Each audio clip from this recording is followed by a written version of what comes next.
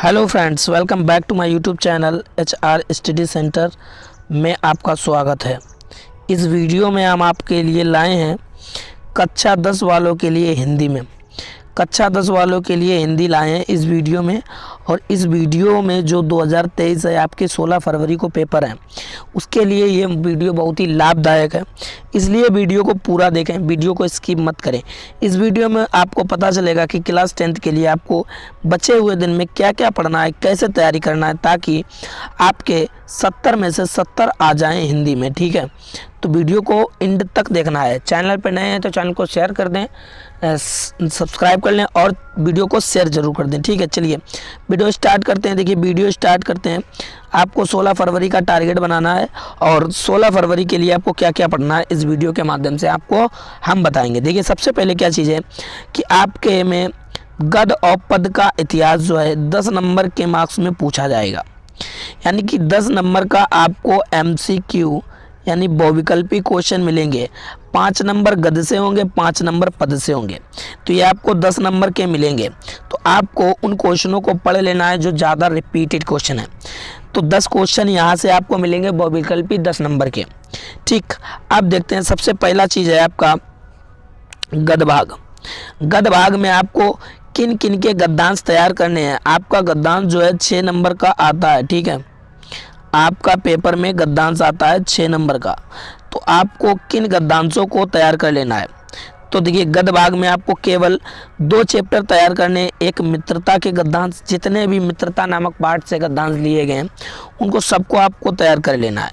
दूसरी चीज़ ममता के गद्यांश, यानी कि ममता और मित्रता ये दोनों वेरी इंपॉर्टेंट है। इनसे रिलेटेड जितने भी गद्यांश हैं, इनके चैप्टर में जितने भी गद्यांश हैं आपको पढ़ लेना है। एक ना एक आपको फंस जाएगा, मैं इस बात की गारंटी देता हूँ। ठीक है, 100% आपको गद्यांश फंस जाएगा। तो इन 2 चैप्टरों को तैयार कर लीजिए। ठीक, इसके बाद आपसे पद से पूछता है, यानी कि पद में भी आपको 2 पद दिए जाएंगे, उनमें से एक पद करना है। ठीक है, एक पदांश करना है, तो उसके लिए आपको 6 नंबर मिलेंगे। ठीक, अब कौन कौन से पद पढ़ना है ताकि हमारे पेपर में फंस जाए। तो पेपर पदांश के लिए आपके चैप्टर तो बहुत हैं, कुछ चुनिंदा टॉपिक लाया हूँ मैं। देखिए, पहले क्या है, सूरदास के पद, ये पढ़ लेना है, बहुत ही ज़्यादा इंपॉर्टेंट है। सूरदास के पद से एक मिल ही जाएगा आपको। ठीक है, फिर दूसरा है धनुष भंग बनपथ पर। ठीक है, तीसरा है रसखान सवैये, और चौथा है बिहारी के दोहे। ठीक, और 5वां है स्वदेश प्रेम। तो इनसे रिलेटेड आपको एक पदांश मिलेगा, तो इनको आपको तैयार कर लेना है। सूरदास के पद है, धनुष भंग बनपथ है, ठीक, रसखान है, बिहारी है और स्वदेश प्रेम, इनको तैयार कर लेना। अगर आपको इनको तैयार कर लिया तो आपको एक पदांश मिल जाएगा, ये मेरी गारंटी है। ठीक है, फिर देखिए, फिर आता है संस्कृत गद्यांश। आपको जैसे गद्यांश दिया जाएगा वैसे ही पदांश दिया जाएगा।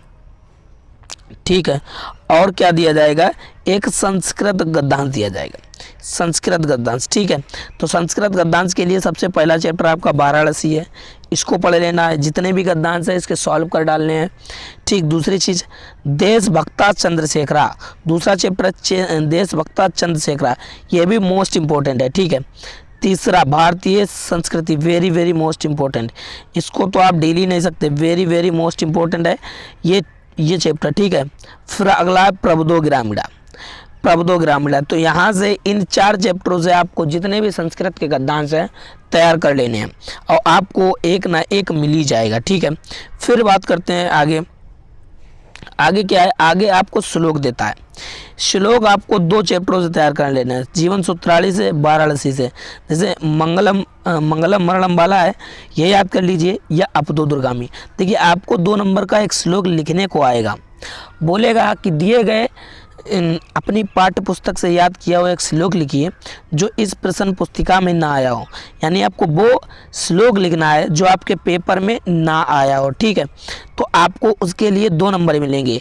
जैसे अपदो दुर्गामी साचरो नाचा पंडिता, ये वाला, मरणम मंगलम भवती वाला, ये वाला, या सर्वे भवंतु सुखीना वाला, ये। तो इनमें से कोई एक याद कर लीजिए जो आपके पेपर में लिखने के लिए आएगा। ठीक है, 2 नंबर इससे मिलेंगे। ठीक है, अगला चीज़ खंड काव्य से रिलेटेड अब देखिए खंड काव्य में आपको बहुत हैं, आपके जिला बाई जिला खंड काव्य हैं, तो उसमें सबसे ज़्यादा इम्पोर्टेंट है किसी भी ज़िले से हो आप तो उसका आप जो भी नायक रहे हैं आपके, तो उनमें जो है चरित्र चित्रण याद कीजिए। जैसे मैं फरक्काबाद से हूँ तो मेरे यहाँ पर करमवीर भरत चलता है, तो करमवीर भरत में आपको जितने भी चित्रण हैं, राम का चित्रण है, कैकेयी का चित्रण है, तो इन चित्रणों को पढ़ लेना है, इनका चरित्र चित्रण आपको पता होना चाहिए, तो वही चरित्र चित्रण आपको लिख देना है। ठीक, आगे देखिए जीवन परिचय 5 नंबर का आता है आपका जीवन परिचय, तो ये वाले नंबर तो आपको कभी छोड़ने नहीं है। तो जीवन परिचय में आपको कौन कौन से पढ़ लेना है, एक आचार्य रामचंद्र शुक्ल, देखिए एक लेखक का आता है और एक कवि का आता है। लेखक के लिए 5 नंबर, कवि के लिए 5 नंबर, यानी कि कुल मिलाकर 10 नंबर आपको मिलेंगे। तो इन 10 नंबरों के लिए आपको किन किन को पढ़ना है, सबसे पहले रामचंद्र शुक्ल, आचार्य रामचंद्र शुक्ल को पढ़ लेना है, इनका जीवन परिचय याद होना चाहिए। फिर जयशंकर प्रसाद का, सूरदास का, तुलसीदास का, महादेवी वर्मा, ये आपको 5 पढ़ लेने हैं।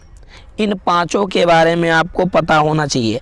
अगर आप ये 5 पढ़ लेते हैं, याद हैं अच्छी तरह से, तो आपके 10 नंबर ये हैं पक्के हो गए, समझो ये 10 नंबर आपके पक्के हो गए, कहीं नहीं गए। तो इन जीवन परिचय को आप पढ़ लेना है 10 को 100% आपको। देखिए ये जो 2 हैं, ये 2 लेखक हैं और ये 3 कवि हैं, तो 2 लेखक याद करने हैं, 3 कवि। लेखक भी 5 नंबर का आता है और कवि भी 5 नंबर का आता है, तो इसलिए आपको 10 नंबर यहाँ से तैयार हो गए। ठीक है, आगे बढ़िए। अब देखिए हिंदी व्याकरण में क्या है, ये सब चीज़ एक एक नंबर की। जैसे रस में आपको करुण रस, हास रस, ये केवल 1 नंबर से रिलेटेड, इनसे कोई बहुविकल्पी क्वेश्चन पूछेगा। ऐसा ही छंद में आपको रोला और सोटा है, केवल 1 प्रश्न पूछेगा, ठीक है, बहुविकल्पी में। अलंकार में उपमा रूपक, इससे रिलेटेड 2 क्वेश्चन पूछेगा अलंकार बहुविकल्पी में, तो ध्यान रखना। ठीक है, उपसर्ग से भी संबंधित 1 क्वेश्चन होएगा। और आपके सिलेबस में जो उपसर्ग हैं अ, अन, अधि, अप, अनु, उप, सह, निर, अमी, परि हैं और सु, ये आपके सिलेबस में जो है उपसर्ग इतने हैं। ठीक है, इनको ध्यान से देखना है। फिर प्रत्यय भी आपको 1 नंबर का मिलेगा। आपको पता है कि प्रत्यय वे शब्द होते हैं जो किसी शब्द के पीछे जुड़कर एक नया शब्द बनाते हैं, जैसे आई, त्व, ता, पन, ब, हट, बट आदि। ये इनसे रिलेटेड आपको एक क्वेश्चन पेपर में देखने को मिलेगा, बहुविकल्पी क्वेश्चन होएगा, उनको करना है। ठीक है, फिर समास, आपके समास सिलेबस में द्वंद्व समास और द्विगु समास है, तो द्विगु समास और द्वंद्व समास से रिलेटेड एक बहुविकल्पी क्वेश्चन आएगा। थोड़ा मैं बता देता हूँ। देखिए द्वंद्व समास क्या है, जिनके बीच ये डैश लगा होता है, वो पहचानने का तरीका होता है। द्वंद्व समास ये है कि इनके बीच डैश लगा होगा, और द्विगु समास क्या होगा कि इसमें संख्या का बोध होगा। जैसे इसकी बात करें तो जल डैश पानी,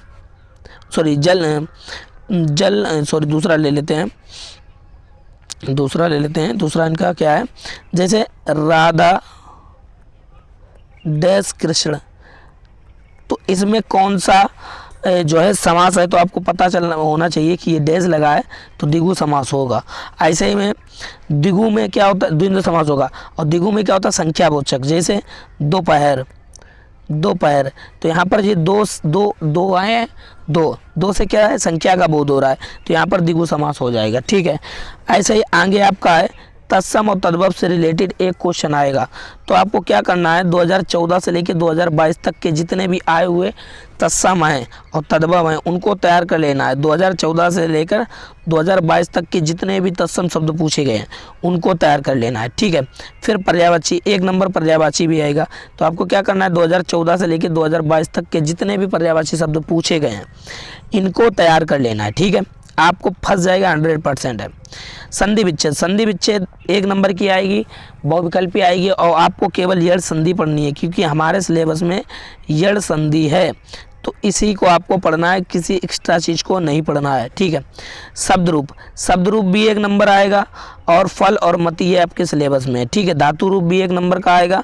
धातु में पट है, हस है, केवल एक ही याद करना है इनका। ठीक है, पट का याद करो या हस का, अपने आप याद हो जाएंगे दोनों। ठीक है, और सबसे लास्ट चीज़ निबंध, 9 नंबर का निबंध आता है। ठीक है, तो 9 नंबर का निबंध आता है, इसको आपको नहीं छोड़ना है। तो 9 नंबर के निबंध में आपको ये 7 इंपॉर्टेंट लाए हैं। पहला है श्वसन का महत्व, अनुशासन का महत्व, ठीक। दूसरा मेरा प्रिय कवि तुलसीदास, वेरी इंपॉर्टेंट, ठीक है।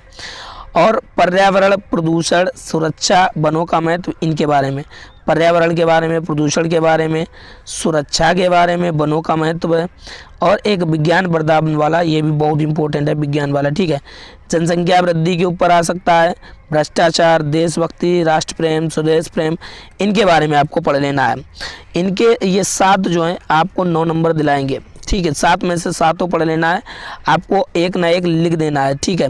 निबंध लिखने के लिए आपको अच्छे से आना चाहिए कि कैसे लिखा जाना चाहिए।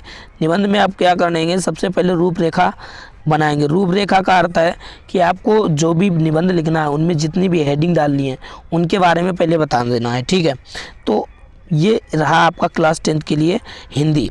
तो हिंदी में अगर आपने कुछ नहीं पढ़ा है तो इतना पढ़ लीजिए, आपके 70 में से 70 आएंगे, ठीक है।